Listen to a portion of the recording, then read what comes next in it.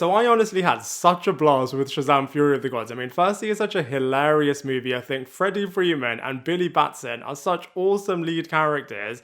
And then it's such a brilliant film from an action perspective. I thought it was really good how they interwove humor into all of the brilliant action sequences and also made it really, really emotional. And the family dynamics of this film is really, really good. I honestly think it's just such an underrated and awesome part of the DC universe.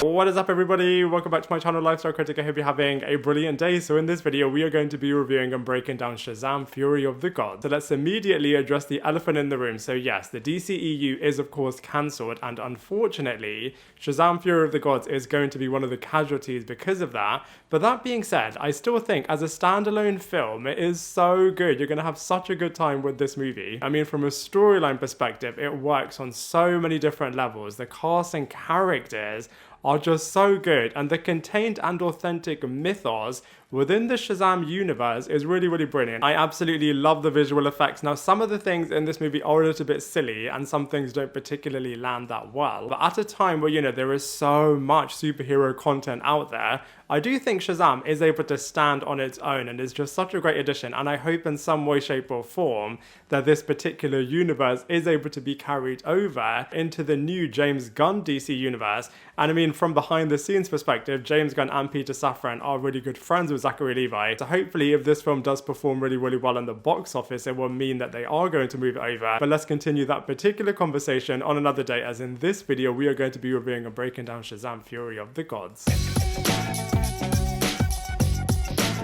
So the daughters of Atlas have come down to Earth to take back the powers of their father Atlas after this was stolen, along with other gods as well, by the wizard Shazam. So it has got a little bit of a typical superhero type premise in terms of an end of the world type scenario. But like I said, you know, the world of Shazam does make it really unique and really authentic and original and refreshing. And at the same time as this, we have a lot of human-based storylines. So for example, the foster kids suddenly having all of these superhero-based powers. And because they are young kids, they are of course going to be doing loads of noble things in terms of trying to save the day for a number of different people. And all of those sequences are really, really good. And I love how it also explores the Shazam family as a team dynamic, as well as, you know, certain characters wanting to go off and do their own thing. And the other thing that makes the Shazam family really, really unique is that they are a group of foster kids. So they are related by blood, and of course they have got a lot of abandonment issues. And I just loved it, how it really just explores this head on. So whilst the superhero personas of these foster kids are of course saving the day in this true end of the world type scenario, their human versions are of course going through a lot of PTSD. And like I said, it just worked so well. And because of the fact that at the end of the day, they are kids, they don't really have all of the answers to both these superhero challenges as well as these mental health struggles. And of course it is set in the DCEU, and all of the references to all of the other characters and all of the other things that are going on were just so good. However, from a negatives point of view, some of the things, like I said in the beginning, are a little bit silly and a little bit goofy at the same time. And I feel like if they had strengthened it a little bit, it could have been absolutely flawless. And I do love the fact that they also at the same time explore the family dynamics from a villain's perspective.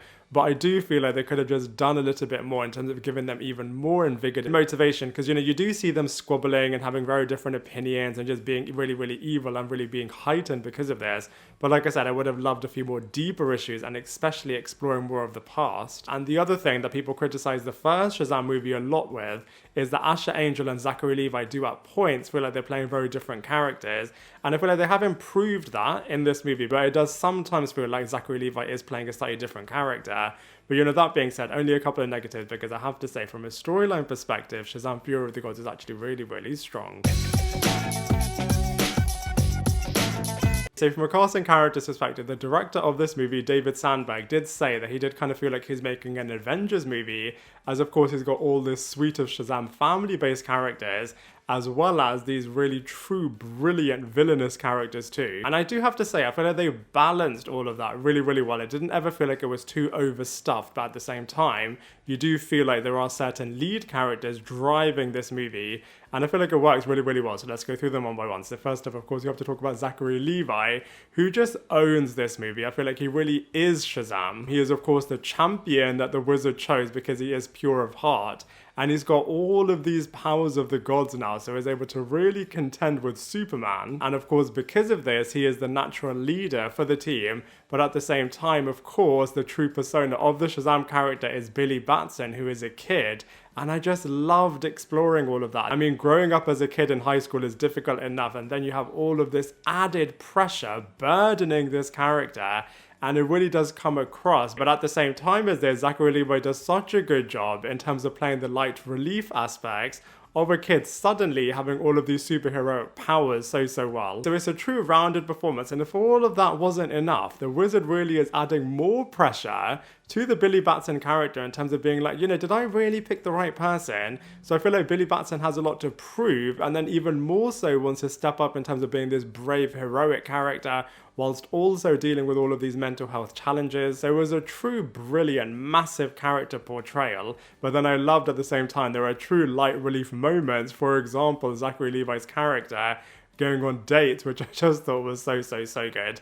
Next, so we have to talk about Jack Dylan Grazer, who similarly just stole the movie as Freddie Freeman. I just think his portrayal was so good. You're really rooting for this guy. His portrayal is so endearing. And in some respects, from a comic book fan point of view, in terms of being a little bit awkward, in terms of being a little bit different to a lot of other people, I feel like you can really identify and really resonate with this character. And I have to say, Jack Dylan Grazer just played him so well. And he's in a number of really important and vital sequences, and he just smashes it every single time. And then of course he has got a bit of a love interest with Rachel Zegler's character, which has a really interesting story arc across this movie. And in the first film, he of course had a lot of rivalry with Asher Angel's Billy Batson character, as you know, he is the true superhero superfan, and yet this new guy gets all of the attention, all of the power, and everything that he feels that he should be getting. Whereas in this movie, he starts off being a superhero, and I just think him as Adam Brody first, he was really good. And then also, you know, he wants to do his own thing. He finally has these superhero powers that he feels he deserves, and I just loved all of the superhero-based challenges that this guy has in terms of, you know, trying to be part of a team whilst also just wanting to do his own thing at the same time. Speaking of Asher Angel, you don't see him as much in this movie compared to the first film, but when you do see him, like I said, he is dealing with so much PTSD, so much abandonment challenges, whilst also wanting to be this Shazam superhero character that firstly the Wizard is giving him a lot of pressure for, that all of his teammates are relying on him for. So I feel like his story arc across this movie, along with Zachary Levi's adaptation of the character as well, is just done so well. Next, we have Djimon, Hounsou, who is of course returning as the Wizard, and I honestly loved his portrayal too. I feel like I'm giving all of them really positive reviews here. But what I really loved is that typically this type of character is a bit of a sage of wisdom and kind of takes a little bit of a backseat and just gives advice to the protagonist. Whereas this time, they really do put him into the thick of it, and he is in all of the sequences with all of the other kids, and he himself is having his own challenges in terms of really questioning, you know, did he do the right thing in terms of stealing all the powers back in the day? Did he do the right thing in terms of choosing Billy Batson as his champion, which he was searching for eons and years? And the Wizard honestly has got some of the best lines and some truly hilarious sequences, and I just have to say, it really does add so much to this movie. Now let's talk about the villain. So Helen Mirren is such a fierce villain, and immediately from the opening sequence, you can just tell that this woman means business, as she is just a formidable villain and just holds no prisoners, quite literally, and is just so determined to take back the powers that she feels were stolen from her father. So I feel like I love it when villains have true motivation, and she is of course partnered with Lucy Liu, who is an equally formidable villain too, and she has a bit of a mind control ability, so she can really make anyone do anything that she wants them to do. And we of course have Rachel Zegler, who is another sister, but at the same time has got a bit of a budding romance with Freddie Freeman's character. So then what that means for the relationship in terms of the villains and the heroes just is really brilliant. The foster parents are back too, and they are really good in terms of bringing that light comedy relief. They are really dopey, but then at the same time, of course, are really loving and truly supportive parents. And I feel like they really do add a lot of dimension from a human perspective. And of course, you know, like I mentioned before, we've got Adam Brody, Ross Butler, Meagan Good, who are really rounding off the Shazam superheroic family. In terms of the most character development out of all of them, I feel like Mary Bromfield definitely has got the most, as she definitely imparts a lot of wisdom to Billy Batson, which he definitely does take to heart. And so from a casting character's point of view, I have to say Shazam Fury of the Gods was just absolutely flawless. So from a visuals perspective, Shazam Fury of the Gods is so good. First of all, we have so many superhero characters here, so many super villain characters here, and all of them from a powers perspective are just so good. For example, Rachel Zegler's powers are really cool. Of course, using all of the lightning, flying, super speed, all of the Shazam family are so good. Helen Mirren is a truly formidable character, especially with everything that she can do from a magical perspective. And then Lucy Liu is really cool when she is able to just make people do some really dark things. We've got a dragon here, and dragons in live action, sometimes they hit, sometimes they miss, but over here it does actually feel really believable, as you can tell that they just spent a lot of money to ensure that all of the visual effects just look so cool. No spoilers, but there is an absolutely hilarious stealth-based sequence which really does feel like you're playing a bit of a video game, and it is just so cool. Loved all of the fight sequences. If anything, I would have loved a couple more fight sequences, as I feel like Ant-Man Quantumania also suffered from this perspective. But you know, the ones that you do get are pretty impressive, especially when they are fighting a dragon. I mean, come on. I feel like the costumes, it's really cool to see brand new costumes in this movie compared to the first one, but I feel like they still don't look as awesome as they should do. And some of the monsters that are in this movie, like I said right in the beginning, is a little bit of a letdown, and I would have loved them to have been a little bit more serious. There is a particular chamber which acts as a bit of a prison and jail, and that does really feel really dark. And the base in which all of the Shazam family characters are in which there is so many mystical, magical things taking place, and the sequences over there are really cool. And on that point, I just love the Shazam mythos as it just connects to Greek mythology so well. So all of that is really impressive. And then just all of the magic and wonder that you see in this movie is just coming to life, quite literally, no pun intended, so fantastically.